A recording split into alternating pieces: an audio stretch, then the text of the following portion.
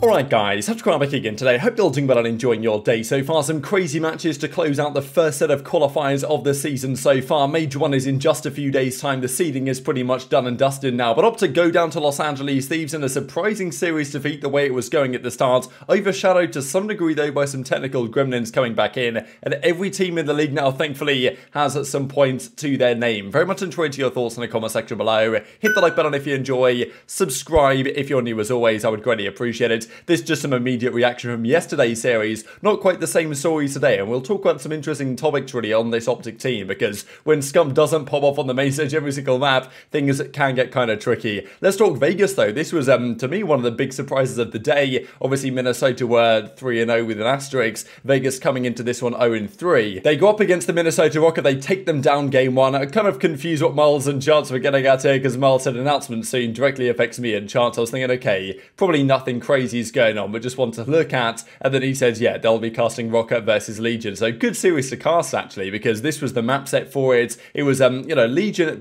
we know their hard point is good Legion. We've seen it before. We'll see it again, because that's where they were doing the damage in early scrims in this game. But it's the search and destroy that's let them down repeatedly. And finally for them in this case, not the case anymore. Dawn frying game one. And yeah, here we go on the Embassy, 250-219. Pretty impressive showing actually from, I mean, it's funny like how quickly the community turns, because I saw people saying yesterday, Clay should just retire. Yeah, this guy is done for. Get this guy out of the league. And I'm like, look, hang on a second here. Clayster is Clayster at the end of the day. He comes out this series, delivers the goods. Game one, it was, you know, Temp that was showing up obviously, and TJ as well was absolutely feasting. But then game two, Clayster came into his own. He's had like, look, there's a few good players with the sniper rifle. iLLeY is one of the best to watch, but Clayster has hit some disgusting shots so far, and he gets an ace here to close out the search and destroy. Just great performance. I mean, yeah, look at that angle he gets here for the second kill. Gets the final two as well to close out the round. The third we didn't quite catch on camera, but then the final kill, Clay comes in, gets the final one with the pistol, and then, well, defuses the bomb for the 2-0 advantage. Then Rokkr bounce back in the control. Again, it's a fortress control. It's an absolute shambles, to be honest. This is the map where it's kind of funny, really, because when this game first came out, I looked at Fortress and thought, you know what? It doesn't look bad. It looks like it should be a good map. Afro was on fire here briefly on the defense. It looks like it should be good, but it just doesn't play particularly well. Certainly in control, almost always around 5, and this time it's Rokkr that come out on top. But then a ridiculous hydro hardpoint that was so back and forth. Rokkr, I thought, had taken this one for sure. Then the rotations came through. Rokkr got a dodgy spawn as well towards the end of this map here, and still Vegas held on for like a 250-248 victory. And well, as Donny Temp says, I was about to break down.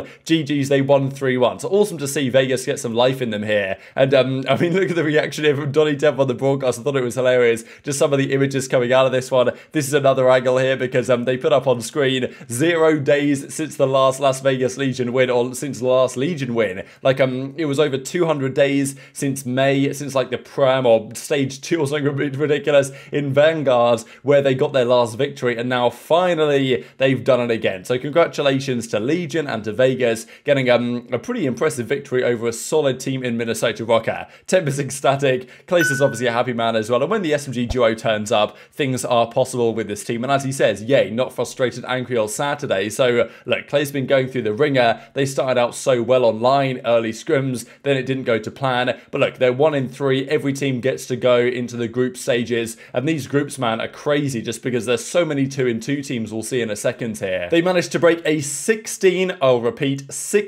game losing streak dating back to the Prem in May, and finally Vegas Legion have a victory on the board. And yeah, Clay had a great series here from all accounts as well. So good to see. Interesting from the Rokkr, because they had a great chance here to go 4-0, but at least every team now has some points on the board, and Legion only one series away from breaking that, well, equaling their record for series wins last year of 2, which was not particularly impressive either. These are the overall numbers. Tim and Clay showing up. When TJ and Prolude can drop like a 0.95, that's probably going to be good enough to win you the series theoretically, and it works here for them as well. All these early series I'm not really reading too much into, just because, like, as I say, it's really early days. It's going into Major 1. The seeding doesn't matter too much, and a lot of teams, even Thieves, we'll see here in a second, they've not been good online for the last couple of seasons, really. They've generally shown up on LAN. So these results you have to take with a bit of a grain of salt. But yeah, well, let's talk about the next series, Ultra versus Seattle Surge. This again at times was the Scrappy show. Game 1 was a mess, to be honest. Surge somehow managed to win it. Game 2, Ultra bounced back, I believe. It was a Scrappy who dropped about 10 kills. And then the game 3, here goes Scrappy again. I mean, this guy, man, like the amount of stuff he delivers. And yes, they still have some things to work on, Toronto. But in terms of who the best team in the game is right now, there's only a few teams at 3-1. And Toronto have probably looked the best of the bunch, to be honest. FaZe 2-2, OpTic 2-2, Thieves 2-2. So yeah, Ultra might be right now, like, arguably the favourite team going into Major 1. Like, I expected them to be good, but the teams around them haven't quite looked as good as I thought they would. They beat FaZe just the other day. They beat Surge pretty emphatically here, it must be said. They lose the game 4 as well at Scrappy. I mean, look, this guy just absolutely out of control against the broadcast. Like, funny, the league tweet this out. The official league account tweets this out, so probably he didn't get fined for it, but you know, hopefully he didn't, because this is just pure personality, and we love to see it. But yeah, this was that game 4. Scrappy was making plays. We didn't see any of the red dot or the blue dot on the scars today. Honestly, I don't mind it, because I think that the iron sights on the scar look really nice, but yeah, if you do put a red dot on it, just makes it handle worse, so you kind of have to use the irons, but I don't mind it. I think it looked really nice, to be honest. So anyway, Scrappy was 17-9 at this point on a 5 spree, close out the game against Surge, and there are a few solid players in the game right now, but Scrappy is certainly right up there. You know, the likes of Scump, even Afro's impressed me an awful lot. Scrappy's certainly in the conversation as well. Some surprising names probably as it stands missing from that list, but yeah, this is the thing. Again, I know that Accuracy, I believe his cousin's right now in hospital, so hopefully all that works out okay, and I'm sure Accuracy is, you know, to a certain extent distracted, but you know, look, at the end of the day, if Sib doesn't go off, and if Mack is a bit inconsistent, as we know he is, then these series results can happen. And Standy, again, I mean, I mentioned Scrappy, but Standy, you know, not quite the most damage, but 100 kills,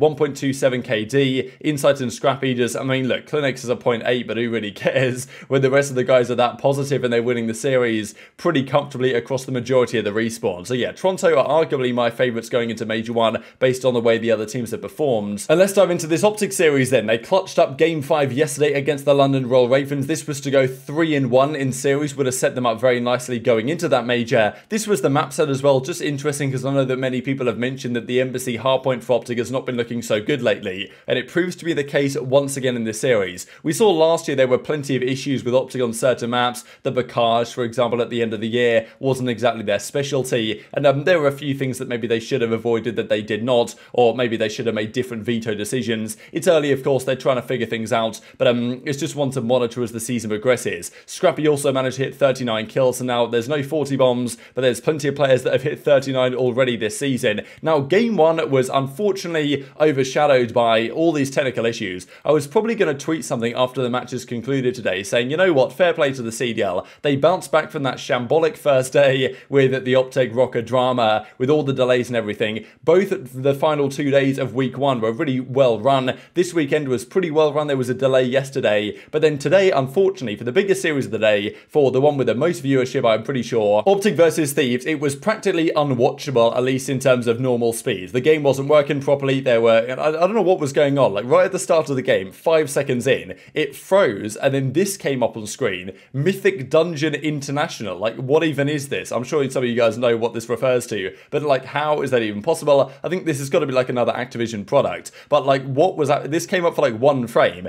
and then halfway through the game, this happens, and it seemed like maybe there was an issue with one of the observers that was trying to observe OpTic, because I think for a time all we got was Thieves kind of you know, POVs and the kind of camera, the third-person camera. That's all we had. And then I mean, the audio was even worse. I just straight up put it on mute, to be honest. It was just unlistenable too, right? All static all over the shop. It was all cutting out. The casters were all over the shop. Like they were ahead, they were behind, and then there were even instances like this where the screen would just completely tear. So I've no idea what was happening there. They did eventually get it figured out, but it's just frustrating when you've got the first map of the series, and it was a super hype map as well, the way it went back and forth like this. OpTic had a lead, LA Thieves had a lead, OpTic bounced back. It was really good, but yeah, just overshadowed, and the key highlights were all this happening mid-map. So yeah, this is not like a YouTube versus Twitch thing. This is just a broadcast thing from the back ends, but it's just frustrating that after having such a good couple of weekends for the fans after the first day in week 1, we now get this for the biggest series of the weekend, and pretty much the biggest series of the season so far. But I mean, yes, Kevy Skills even says at this point, OpTic were down by a fair bit. It was freezing, it blacked out, the action will resume shortly, then we're back in business again, but it's lagging all over the place, the audio doesn't work. It's like, what am I watching here? And it just kind of took me out of the experience of what would have been a fantastic game to watch. Now, Dashy was going off early on. He wanted a huge streak, actually, and it just seemed like Dashy, okay, wow, he's maybe found his comfort zone now. And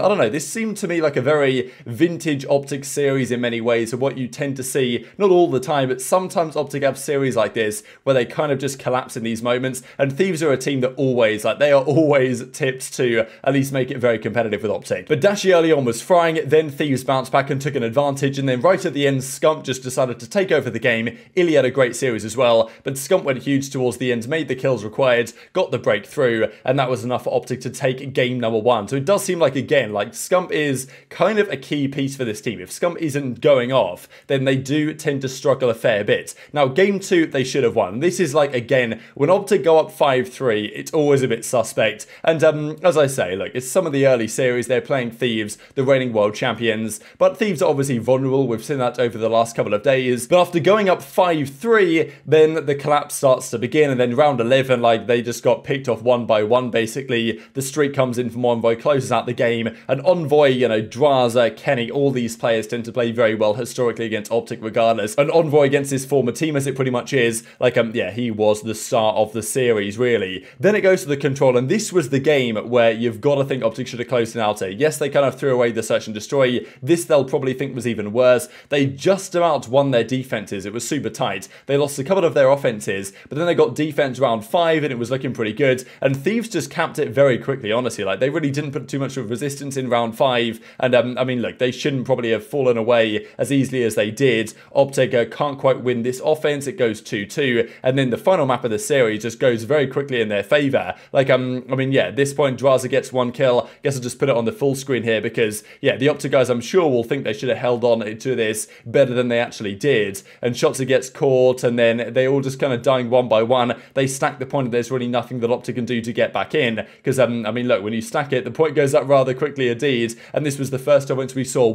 Thieves did it right when it was required, and OpTic collapsed, go down 2-1, and then they get demolished on the final map of the series. I don't know how much of this was if they were tilted or like mentally they were kind of out of it at this point, but I think many have identified that Embassy Harpoon is not a strongest map for OpTic, and they got almost 100 point clubbed on it, 250 to 116. So this is what Thieves do. Impressive bounce back from them. They're the world champions for a reason. OpTic, I'm sure, will feel like they should have done better. I really think that, like, OpTic were frying game 1, and they came up really strong in the search and destroy as well game 2. Like, they arguably should have 3-0'd this series, and they somehow lost it 3-1. So look, things to learn, things to improve on for this team. But impressive victory from Octane and the Thieves. What this means, though, is that all these teams now are 2-2. This is pretty remarkable. Now, as of recording, I don't exactly know what the seeding is going to be. We'll look at the groups tomorrow because I'm sure they're going to get announced relatively soon for the major after the way the seeding goes. And as Scump says, yeah, made a few mistakes that costed us. But look, not the end of the world because so many teams are 2-2 right now. And yeah, quick post-match with LA Thieves discussing what happened in the series. But these were the overall numbers here, right? So Scump positive, iLLeY positive, Dashy positive, still lost the series. They're Octane with a bit of a stinker again, but it's Drazah and Envoy that take over. And Drazah, man, this guy is the man to watch because every single series I've seen so far, he's been absolutely frying, and he seems super comfortable in this meta right now, which is impressive. Not a great series from Shotzzy on the whole, but I think it's not just a numbers thing, it's more about delivering when the pressure was on that let these guys down. And after that series, this was the situation with the standings. I'll talk about LAG versus Boston tomorrow. As I'm recording this, it's just gone 1-1 after, you know, Boston's 70 point clubbed him in the hard point. Then I think it was, what was it, 6-1 in this search and destroy here to bounce back. So yeah, pretty spicy stuff. But I mean, as it stands, look at all these 2-2 teams. There's a few 3-1, a couple of 1-3, but it's absolutely crazy in the midfield here. And I'll talk about all the seedings and the stuff for Major 1 tomorrow morning. Very much enjoyed your thoughts in the comment section below. Hit the like button if you enjoyed. Subscribe if you're new. Take care, and I'll see you next time.